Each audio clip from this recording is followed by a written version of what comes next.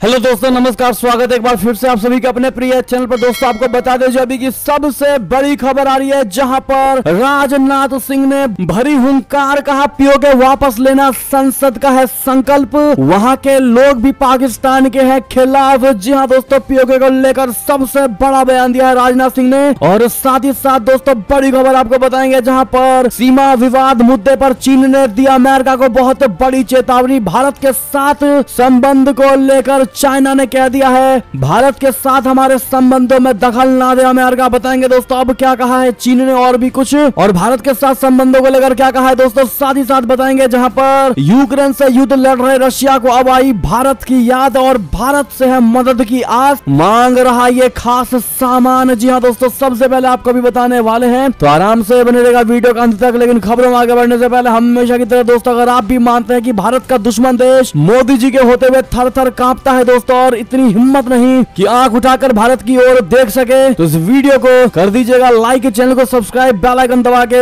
Comment section में जय हिंद लिखना बिल्कुल मत भूलिएगा। दोस्तों बात करते हैं पहली और सबसे बड़ी खबर की, जहां पर राजनाथ सिंह ने कहा पीओके वापस लेना संसद का है संकल्प। वहां के लोग भी है पाकिस्तान के खिलाफ। जी हाँ दोस्तों, देश के रक्षा मंत्री राजनाथ सिंह ने एक बार फिर पाकिस्तान अधिकृत कश्मीर यानी पीओके को वापस लेने की बात कही है। उन्होंने कहा है कि पीओके को वापस लाना संसद का संकल्प है। वहां ऐसे हालात हैं कि लोग पाकिस्तान के खिलाफ हैं। इसके साथ ही राजनाथ सिंह ने कहा है कि हम गुजरात चुनाव में रिकॉर्ड वोटों से जीत हासिल करेंगे। इससे पहले जब राजनाथ सिंह जम्मू कश्मीर के दौरे पर गए थे, वहां उन्होंने कहा था कि पाकिस्तान अधिकृत कश्मीर पीओके में पाकिस्तान ने जो किया है उसकी कीमत चुकानी पड़ेगी। पाकिस्तान अपने कब्जे वाले कश्मीर में लोगों पर अत्याचार कर रहा है और उससे इसके परिणाम भुगतने होंगे। उन्होंने आगे कहा कि हमने कश्मीर का विकास कार्य शुरू कर दिया है, लेकिन हम तब तक नहीं रुकेंगे जब तक हम गिलगित बाल्टिस्तान नहीं पहुंच जाते। जी हां दोस्तों, रक्षा मंत्री के इस बयान के बाद सेना के उत्तरी कमान अधिकारी लेफ्टिनेंट जनरल उपेंद्र द्विवेदी जी ने कहा था कि सरकार का जो भी निर्देश रहेगा उसका पालन किया जाएगा। उन्होंने कहा कि हम कोई भी कार्रवाई करने के लिए हमेशा तैयार हैं, तत्पर हैं। जैसा सरकार का निर्देश रहेगा उसी हिसाब के काम करने को हम तैयार हैं, उसी हिसाब से काम किया जाएगा। उपेंद्र द्विवेदी जी ने पाकिस्तान को भी चेतावनी जारी की है। कहा गया है कि सीज फायर का अगर उल्लंघन किया जाएगा तो उसे मुंह तोड़ जवाब मिलेगा। दोनों देशों की जिम्मेदारी है कि सीमा पर शांति बने रहे, लेकिन अगर पाकिस्तान कोई कदम उठाएगा तो उसको अंजाम तक पहुंचाया जाना भारत का काम होगा। जी हाँ दोस्तों, और उसे अंजाम भुगतने के लिए भी तैयार रहना होगा। वैसे में राजनाथ सिंह ने जो ये पीओके को लेकर बात उठाई है दोस्तों, हुंकार भरी। ऐसे में क्या लगता है आपको दोस्तों, क्योंकि पीओके में रहने वाले नागरिक भी पूरे तरीके से पाकिस्तान से परेशान है और वो भारत में जाने की मांग कर रहे हैं। जब वहां के नागरिक ही ऐसा चाहते हैं तो क्यों ना अब भारत ऐसा कदम उठाए दोस्तों, चाहे वो कूटनीति हो, चाहे वो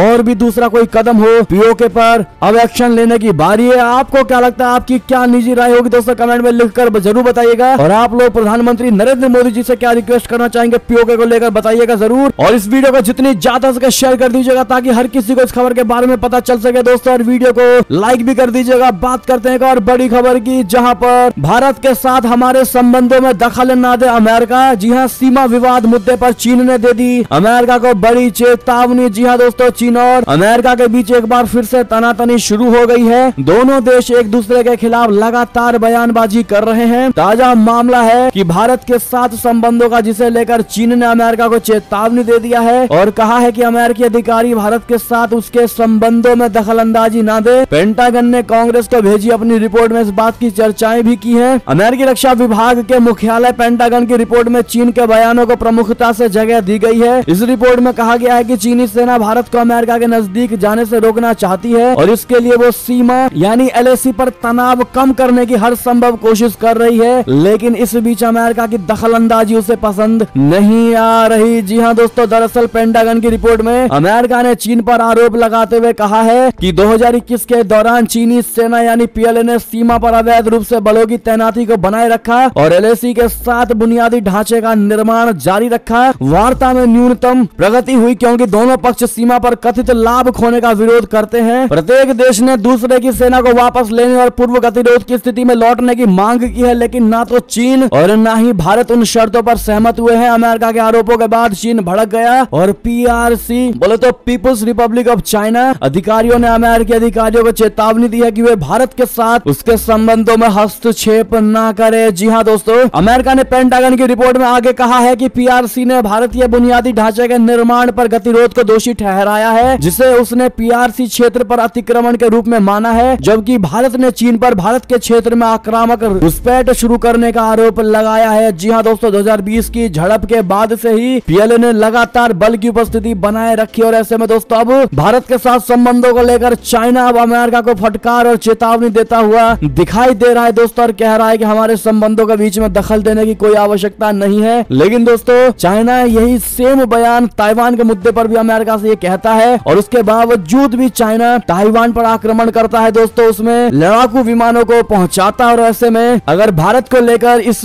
बयान को देखे चाइना का, तो इससे झलकता है दोस्तों कि चाइना चाहे संबंधों में कितनी भी मिठास क्यों ना घोल ले, पीठ पीछे वो वार करना नहीं छोड़ेगा, अपनी चाल से बात नहीं आएगा। ऐसे में आप क्या सजेशन देना चाहेंगे दोस्तों? चाइना के इस बयान को पॉजिटिव वे में लेना चाहिए या फिर इसके पीछे भी उसकी कोई बड़ी चाल हो सकती है? दोस्तों अपनी राय अवश्य दीजिएगा। चलते हैं एक और बड़ी खबर की तरफ, जहां पर यूक्रेन से युद्ध लड़ रहे रूस को अब भारत से मदद की आस मांग रहा है ये खास सामान। बता दें, अमेरिका समेत कई पश्चिमी देशों की ओर से जारी आर्थिक प्रतिबंधों के बीच रशिया ने भारत से खास मदद मांगी है। रॉयटर्स के मुताबिक रशिया ने भारत को 500 से ज्यादा ऐसे उत्पाद निर्यात करने के लिए कहा है जिनमें कार, ट्रेन और एयरक्राफ्ट के कल पुर्जे शामिल हैं। हालांकि अभी भारत या रशिया की ओर से इस मामले पर कोई आधिकारिक पुष्टि नहीं की गई है। रॉयटर्स के अनुसार रशिया की ओर से भेजी गई इस लिस्ट में ये साफ नहीं है कि भारत इनमें कितने प्रोडक्ट रशिया को निर्यात करेगा। हालांकि भारत सरकार के सूत्रों ने रशिया के इस अनुरोध को असामान्य जरूर बताया है, तो वहीं भारत भी इस अनुरोध को अवसर के तौर पर देख रहा है। इस सौदे से रशिया के साथ बढ़ते व्यापार घाटे को कम करने में मदद मिलेगी। हालांकि कुछ कंपनियों ने चिंता जताते हुए कहा है कि ये निर्यात पश्चिमी देशों के रशिया के खिलाफ लगे प्रतिबंधों का उल्लंघन हो सकता है। जी हाँ दोस्तों, रशिया उद्योग क्षेत्र से जुड़े एक व्यक्ति के नाम न छापने की शर्त पर राइटर्स को बताया है कि रशिया के उद्योग और व्यापार मंत्रालय ने बड़ी बड़ी कंपनियों को कच्चा माल समेत अन्य आवश्यकताओं के उपकरणों की लिस्ट भेजने के लिए कहा था। उन्होंने बताया कि प्रोडक्ट की मात्रा दोनों देशों के बीच बातचीत के बाद तय की जाएगी। जब आपके क्या राय विचार होंगे इस पर अपनी राय अवश्य दीजिएगा। चलते हैं और बड़ी खबर की तरफ दोस्तों, जहां पर जंग में पुतिन को भारी नुकसान, रूसी सेना के करीब 160 से ज्यादा कर्नल और जनरल मारे गए हैं। जी हाँ दोस्तों, सबसे बड़ी और सबसे अहम जानकारी आपको बता दें, रशिया यूक्रेन युद्ध को 9 महीने से भी ज्यादा का वक्त हो चुका है, लेकिन अभी भी कोई पीछे हटने को तैयार नहीं है। रूसी राष्ट्रपति व्लादिमीर पुतिन ने हमले का आदेश देते समय सोचा भी नहीं होगा कि यूक्रेन की सेना इतने दिन तक रूसी सेना का सामना कर पाएगी। युद्ध जितना लंबा खिंच रहा है उतना ही भीषण होता जा रहा है। इस जंग में रशिया को काफी नुकसान उठाना पड़ा है। एक रिपोर्ट के मुताबिक पुतिन ने इस जंग में सेना के 1500 से अधिक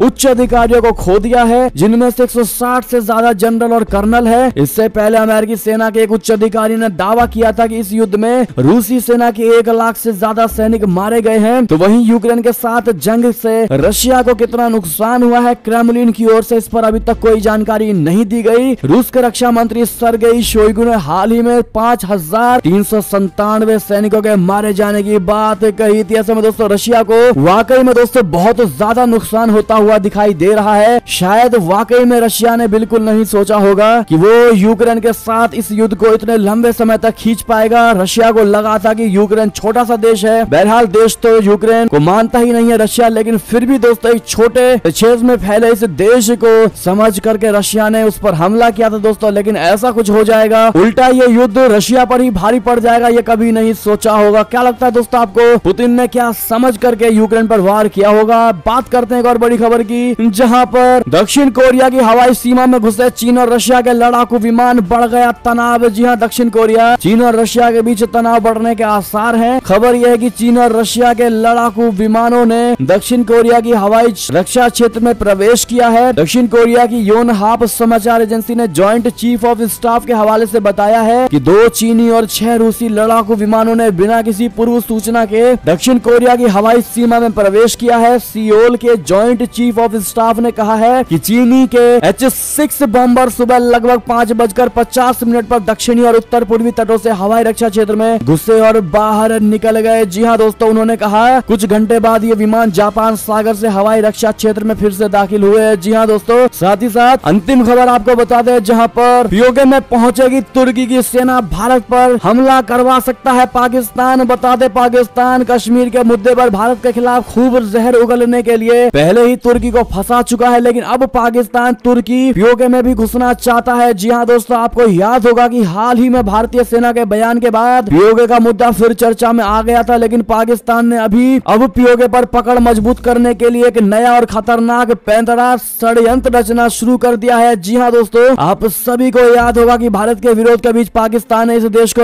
यानी तुर्की को दे दिया है चीन पाकिस्तान आर्थिक गलियारे में शामिल होने का न्योता। जी हाँ दोस्तों, यानी कि तुर्की को भी अब CPEC प्रोजेक्ट में शामिल किया जाएगा। दोस्तों, इसका प्रस्ताव दे दिया गया है और अगर तुर्की इसमें शामिल होता है तो पाकिस्तान तुर्की का इस्तेमाल भारत के खिलाफ कर सकता है दोस्तों, और ऐसे में ये भारत के लिए बहुत बड़ी और बुरी खबर हो सकती है। ऐसे में आगे क्या होगा ये तो देखने वाला होगा दोस्तों। फिलहाल जो खबर आ रही थी मैंने आपको बता दिया है। ऐसे में इसी तरह की खबरों से जुड़ने के लिए दोस्तों चैनल को सब्सक्राइब जरूर कर लीजिएगा अगर आप नए से पहली बार हमारे चैनल पर आए हैं। और दोस्तों ये थी अब तक की सारी बड़ी खबरें। आपको हमारी खबर कैसी लगी? आशा करता हूँ बहुत अच्छी लगी होगी। अगर थोड़ी भी अच्छी लगी है तो इस वीडियो को अभी अपने भाई बंधुओं में व्हाट्सएप, फेसबुक, ट्विटर के जरिए पूरे भारत में शेयर करना बिल्कुल मत भूलिएगा दोस्तों। और अभी कर दीजिए इस वीडियो को लाइक, चैनल को कर दीजिए सब्सक्राइब, बेल आइकन दबाइए, साथ ही कमेंट बॉक्स में लिख दीजिएगा जय हिंद जय भारत। तो मिलते हैं आपसे अगली बड़ी खबर में दोस्तों, तब तक अपना ख्याल रखिएगा। आप सभी का बहुत बहुत धन्यवाद। जय हिंद जय भारत, जय श्री राम, वंदे मातरम, हर हर महादेव।